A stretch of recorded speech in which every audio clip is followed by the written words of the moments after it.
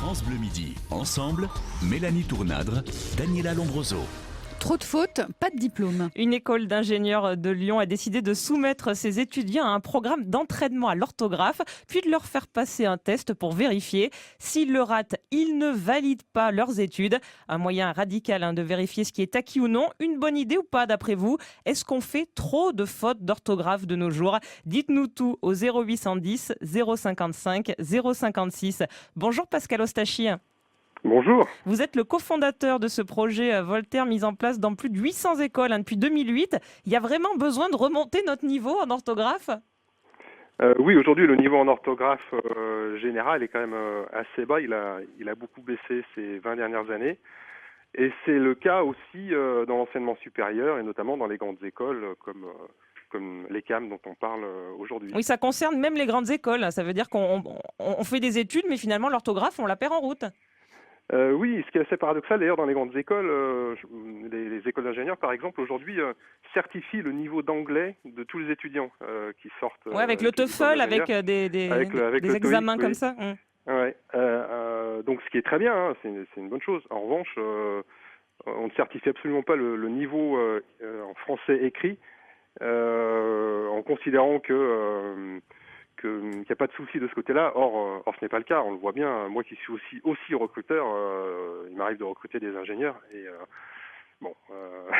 le souci en orthographe généralisé sur les étudiants, enfin, pas sur tous, mais en tout cas sur une partie des étudiants, est vrai aussi avec les grandes écoles et les écoles d'ingénieurs. Ça peut être un frein à l'embauche alors du coup. C'est un véritable frein à l'embauche parce qu'aujourd'hui, plus de 80% des recruteurs se disent sensibles à l'orthographe des candidats. Donc présenter le certificat Voltaire sur son CV, c'est un plus et c'est ce que propose, c'est ce qu'imposent aujourd'hui des écoles comme l'ECAM à leurs étudiants pour l'obtention du diplôme d'ingénieur. Bonjour Bruno. Bruno, vous nous appelez de Bourgogne. Bonjour. Oui. Alors qu'est-ce que vous en pensez, vous, de cette idée de sanctionner en cas de faute d'orthographe à ce point ? Peut-être que ça serait une bonne idée, mais c'est très difficile. J'ai 54 ans et je suis retourné à l'université cette année. Ah, c'est courageux ça, Bruno.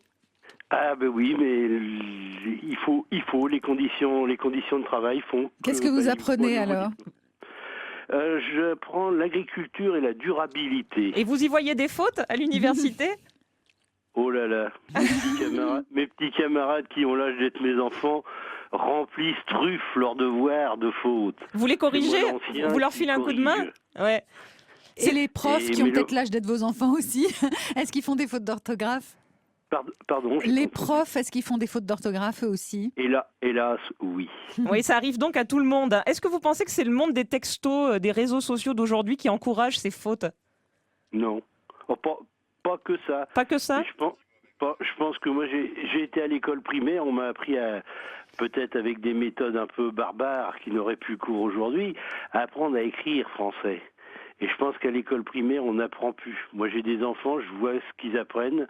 Malheureusement, c'est plus ce que j'ai appris. Oui, il y a un problème d'éducation scolaire. Hein. Il y a encore du travail, Bruno, c'est ce que vous nous dites, on a bien compris. Pascal Ostachi, est-ce qu'il y a une honte encore aujourd'hui à dire qu'on a des problèmes avec l'orthographe ? Les gens n'osent pas le dire.